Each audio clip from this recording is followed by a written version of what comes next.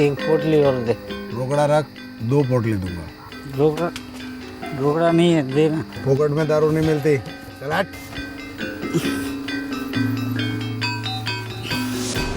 ये ले, अभी दे। क्या है ये? घड़ी है, कीमती है बहुत। कबाड़ में भी नहीं बिकेगी ये घड़ी। अभी देना, कुछ तो दे यार। ले बदले इतनी ही मिलेगी, समझा? झटक और निकल यहाँ से।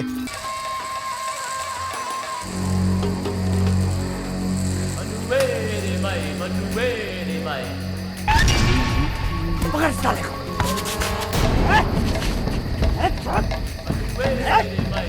अरे कुछ नहीं मिलेगा।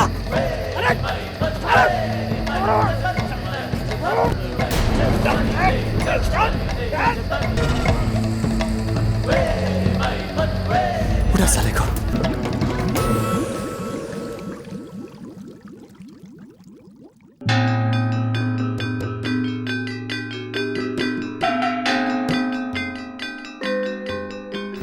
साहब, ये मेरा बेटा मनीष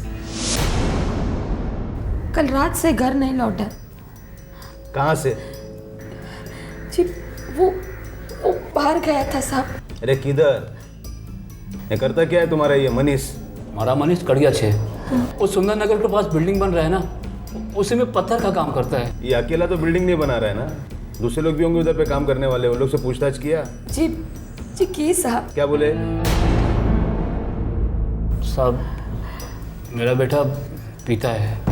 पीता है એટલે દારૂડિયો છે? रोज पीता है साहब। दिन में भी पीता है? नहीं साहब, दिन में नहीं, सिर्फ शाम को वो नाके पे जाके वहाँ पर साहब वो रात को जरूर घर लौट आता है। और उसके आने के बाद ही मैं खाना खाती हूँ। हो सकता है ज़्यादा पी ली होगी, कहीं पड़ा होगा, आ जाएगा घर पे। शाम तक देखते हैं, अगर नहीं आया तो फिर देखते हैं क्या कर सकते हैं।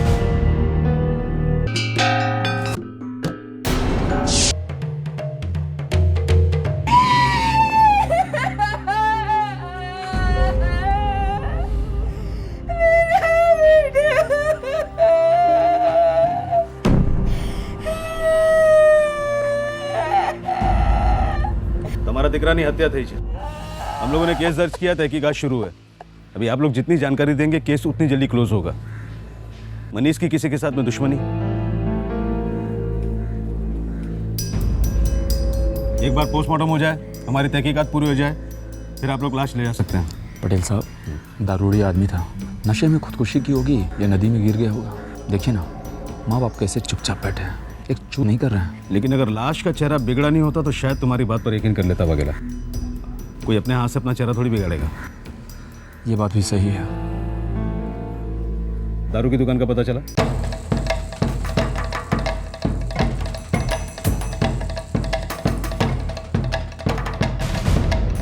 जय माता जी। साहब, आपने यहाँ आने की क्यों तकलीफ की? एक मोबाइल मार दिया होता, रात को 2 बजे पुलिस स्टेशन आ जाता। साले कारसन, मैं तेरे को मोबाइल मारूंगा? तेरा नाड़ा पकड़ कर घसीट कर नहीं लेके जाऊं तेरे को? कोई लफड़ा हुआ? 3 रात पहले तेरा एक गिराक आया था इधर पे दारू पीने के लिए, मनीष सोलंकी। वो फोकट चंद है साहब। खून हो गया उसका। खून? साहब, लेकिन उसका खून कोई क्यों करेगा? वही तो मालूम करने का है कि उसका खून करेगा कौन। तो अपने दिमाग पे जोर लगा। ऐसे दिमाग है नहीं तेरा, लेकिन जोर लगा के बता लफड़ा क्या है। साहब, मैं क्या दिमाग पे जोर लगाऊं? होगी किसी से पुरानी दुश्मनी। वो जब दारू नहीं पीता है ना, तब कड़िया काम करता है। उधर सुंदर नगर के पास जो बिल्डिंग बन रही है ना, उधर काम करता है। वहाँ किसी को मालूम होगा उसका खून किसने। तू तैयार रहे। साहब चाय पी के जाओ ना साहब।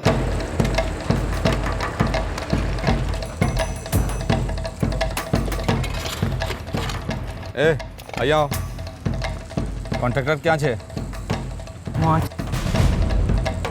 देखो ऐसा है साहब, मनीष गोवान केस था, गोवान केस। वो यहाँ ड्यूटी पर था भी और नहीं भी।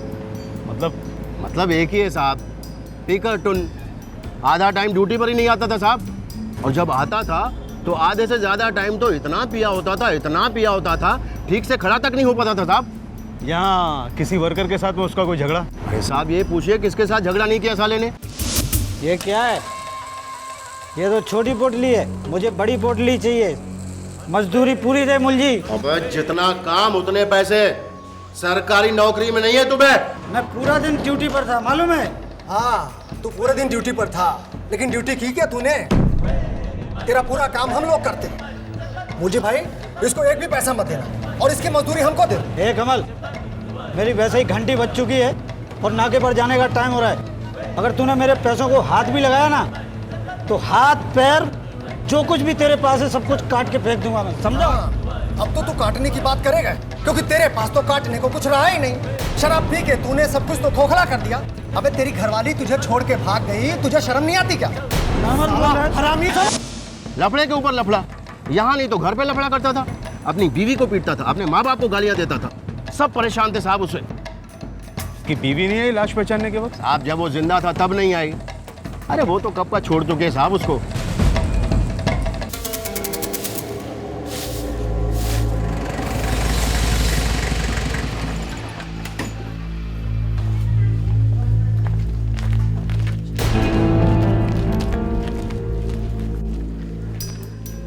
तुम लोग पहले नहीं बताया मनीष की बीवी भी है?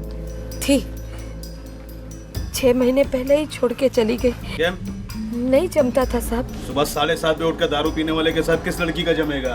बात बराबर छे पटेल साहब। हमारा मनीष तो था ही नालायक तरुड़िया, किसी के साथ उसका जमता नहीं था। हमारी बहू कुमुद ने उसको सुधारने की बहुत कोशिश की, लेकिन वो तो उल्टा और बिगड़ता ही गया। कुमुद पे कोई शक? पटेल साहब, सच्ची बात तो यह है कि हमें भी नहीं पता कि कोई हमारे मनीष को क्यों मारना चाहेगा। हमें तो ये भी नहीं पता कि वो पीता क्यों था। अरे इकलौता बेटा था वो, हमारा इकलौता बेटा।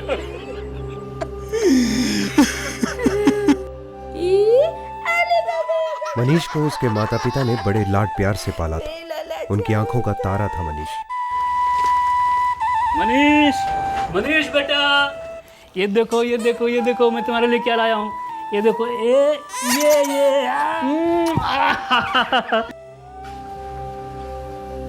जो बन पाया किया, जो मांगा वो दिया, लेकिन ये जहर की लत उसे पता नहीं कहां से लग गई। हम उसे बार बार कहते थे कि इतना दारू मत पी, लेकिन नहीं, वो मानता ही नहीं था और पीता जाता था सर। उसकी बीवी कुमुद कहाँ रहती है? बाजू वाले गांव में।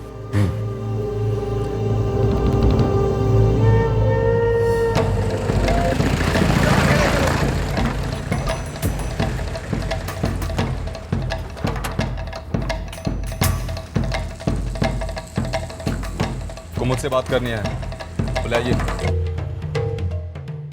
सुन थे सर, मनीष के मर्डर के बारे में पूछताछ कर रहे हैं। ये मेरी दीकरी कुमुद। कुछ किया नहीं है तो घबराने की जरूरत नहीं है। मनीष के बारे में पता है ना?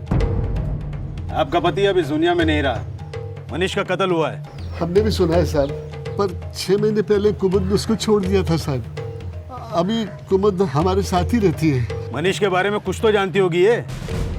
किसी से कर्ज लिया होगा, किसी के साथ में दुश्मनी होगी। मनीष को क्यों छोड़ा? काय को छोड़ा मनीष को? मारता था। नालायक, हरामखोर, जानवर। अरे उसने हमको धोखे में रखा साहब। हमको इतना भी नहीं बताया कि लड़का एक नंबर का शराबी है। अरे हर रोज पीटता था इसको, हर रोज। मनीष जैसा भी था उसका कत्ल हुआ है। तुम्हारा गुस्सा देखकर शक तुम पर भी बनता ही बनता है काका। बहुत जोर थी बोलो तुम्हें। देखो कुमुद बेन, हमें मालूम है कि मनीष को छोड़ने का तुम्हारे पास ठोस कारण था, लेकिन कोई तो कारण होगा ना कि कोई मनीष के खून का इतना प्यासा था। साहब, उसे कोई क्यों मारना चाहेगा? दरअसल वो किसी की जान लेना चाहता था। किसकी? मेरी। कंधा दे पहले। समझ में नहीं आ रहा तेरे को? क्या बोल रहा हूं मैं? मनीष तू क्या कर रहा है? पीछे तू बीच में नहीं, चल कंगन पागल हो गया है क्या? वाह, समझा इसको सीधे मन से, ईमानदारी से कंगन मुझे दे दो, नहीं तो मैं हाथ काट के ले जाऊंगा तेरे। मनीष, भाषण नहीं चाहिए, कंगन चाहिए तेरे। मनीष शर्म कर। मनीष, बहू कहाँ छोड़, बहू कहाँ छोड़ना तुम? नदी कहाँ छोड़? बाबू, ये घर जितना आपका है ना, उतना ही मेरा भी है। लेकिन ये बीवी सिर्फ मेरी है और इसके साथ मैं जो चाहे करूं।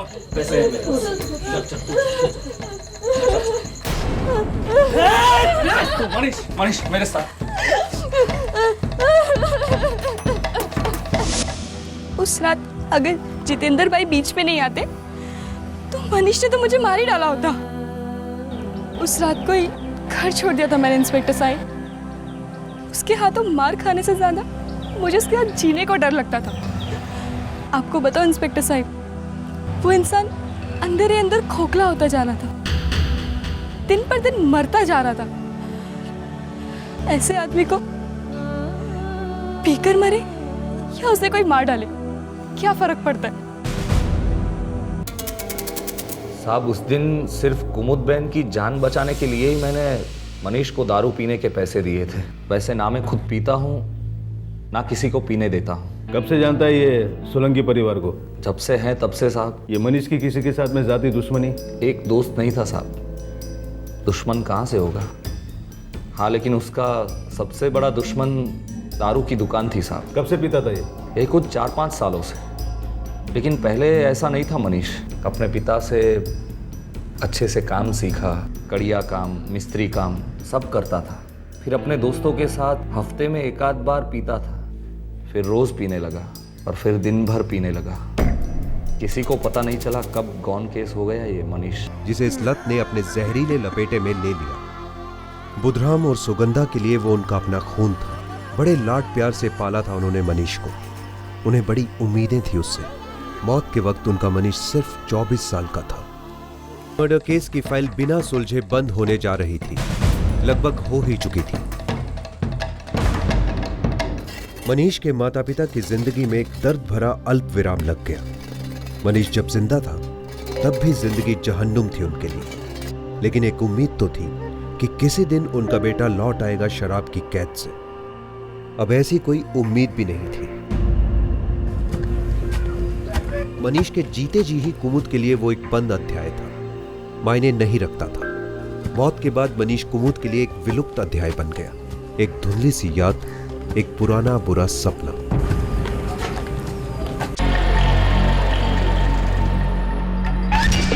ये आरोपी वही था जिसने 4 महीने पहले मनीष सोलंकी की हत्या की थी था और इसे नवसारी में एक दूसरे अपराध के सिलसिले में गिरफ्तार किया गया। साहब, मैंने कुछ नहीं किया साहब। मैं तो कल ही अपने गांव से लौटा हूं यूपी से। मुझे इसके बारे में कुछ पता नहीं है साहब, भगवान की कसम। साले 10 मिनट का समय देता हूं तुझे, अपना जुर्म कबूल कर ले और हवालदार को स्टेटमेंट दे दे। अगर ऐसा नहीं किया ना तो भगवान की कसम, भगवान को भी पता नहीं चलेगा कि गांव से निकलकर तू कहां गायब हो गया, समझा? साहब मेरा यकीन कीजिए साहब। हाँ बक। मैं 4 महीने पहले गुजरात छोड़कर चला गया था और कल ही वापस लौटा हूँ। साहब अब मेरी बात तो सुनिए साहब। इस केस में मेरा हाथ नहीं है, लेकिन किसी और केस में मेरा हाथ था और उसी की वजह से मुझे गुजरात छोड़ना पड़ा था। कौन सा केस? एक मर्डर किया था साहब। कहाँ पर? पारस गांव, सूरत। सब चाकू से वार किए थे और उस आदमी का नाम मनीष सोलंकी था। पटेल साहब, वो दारूडिया मनीष सोलंकी है ना, उसकी फाइल खोलनी पड़ेगी। क्यों? वो नवसारी पुलिस ने कातिल को पकड़ लिया है।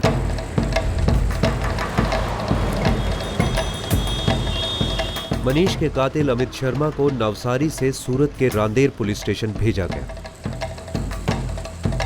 साहब मेरी उससे कोई दुश्मनी नहीं थी, मैं तो उसे जानता तक नहीं। इतने सुपारी था कौन वो? साहब वो नाम मनीष सोलंकी। आज रात को ही मिलेगा करसन भाई की दुकान पे। सिर्फ खत्म करना है या कुछ और भी? लाश को ठिकाने भी लगाना ही पड़ेगा। टोटल बोल। 5,000 मारने का, 2,500 मेरा एक असिस्टेंट है उसका, और 1,500 लाश को ठिकाने लगाने, तो कुल मिला के 9,000 हुआ। मार्केट में इससे अच्छा सौदा आपको और नहीं मिलेगा।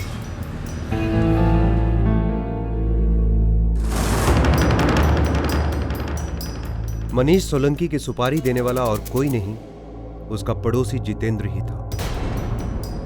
साला वो पड़ोसी जितेंद्र जरूर चक्कर चल रहा होगा इस जितेंद्र और कुमुद का। मनीष सोलंकी की बीवी सर।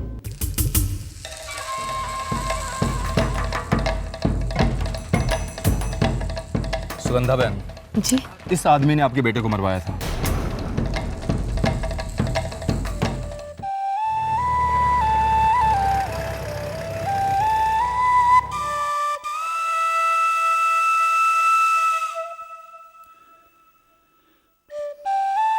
जी संभालिए। नहीं, कुमुद के साथ मेरा कोई चक्कर नहीं था। और एक बात, मनीष का खून मैंने नहीं करवाया। ये खूनिए ने, इसने बोला तूने इसको सुपारी दी। और मैं बोल रहा हूँ सुपारी किसी और ने दी। मैंने सिर्फ इस खूनी तक पहुंचा ही। ये मनीष किसी अंडरवर्ल्ड या पॉलिटिक्स का बादशाह था क्या? और वो ऐसी कौन सी तोप था जो उसके खून का प्यासा था? उसका अपना खून सर। दुनिया यकीन नहीं करेगी पर ये सच है। बुधराम, ये क्या कह रहे हैं आप लोग? बावले हो गए हैं क्या? पटेल साहब, आप ये कहना चाहते हैं कि मेरी बीवी यानी कि मनीष की बात ने मनीष को मरवा दिया? ये हम नहीं कह रहे, जितेंद्र कह रहा है। और जिसने सुपारी ली थी उसने जितेंद्र का नाम लिया। तो आप लोग उसी का यकीन कर रहे हैं? हम यकीन नहीं कर रहे हैं, हम सिर्फ ये जानना चाहते हैं कि उसने ऐसा गंभीर आरोप लगाने की हिम्मत कैसे की। सुगंधा बहन, समझ गए? बोलो।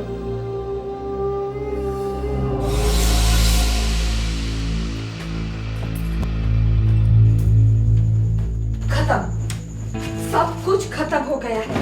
अब बेचने के लिए कुछ भी नहीं बचा। तुझे बेचना ही है ना, तो मुझे और तेरे बापू को बेच दे। चुप कर। चुप। मनीष नहीं, मनीष मेरी बात सुन बेटा। सिर्फ एक बार अपना मन मजबूत करेगा ना तो सब कुछ ठीक हो जाएगा। सिर्फ एक बार दारू छोड़ने की कोशिश करना। हम लोग डॉक्टर के पास भी जाएंगे और डॉक्टर भी तुझे मदद करेगा। खोपड़ी मत खिसका मेरी। चल हट जा। बेटा नहीं बेटा, अरे कुछ नहीं है इसमें। ये क्या है? नहीं नहीं, अगर मुझे इस समय दारू नहीं मिली तो मैं पागल हो जाऊंगा। मैं पूरी बस्ती को आग लगा दूंगा। बात देखिए, आप शांत हो जाइए। आप शांत हो जाइए, शांत हो जाइए।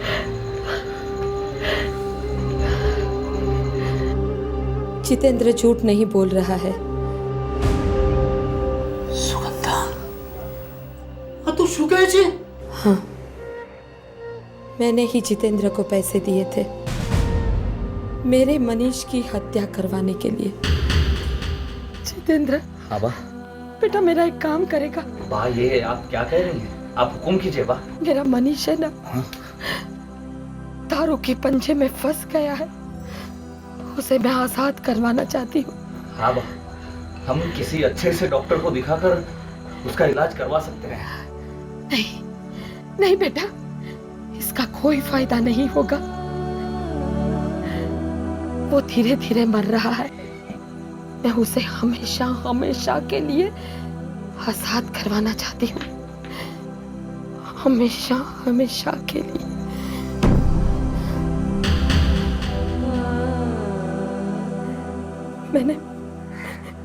मैंने मेरे सारे गहने बेच दिए और सारा पैसा इकट्ठा करके जितेंद्र से कहा किसी पेशेवर से मेरे मनीष की हत्या करवा देना।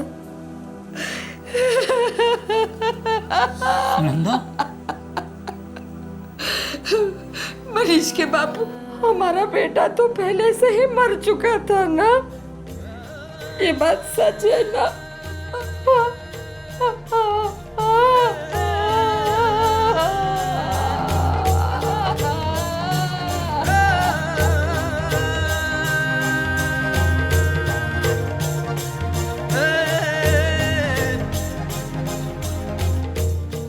बुधराम बुधराम को यकीन ही नहीं हो रहा था कि उसकी पत्नी सुगंधा, मनीष की मां ने खुद मनीष को मरवाया था। जिस दिन सुगंधा ने अपना जुर्म कबूल किया, उस दिन से बुधराम गुमशुदा है।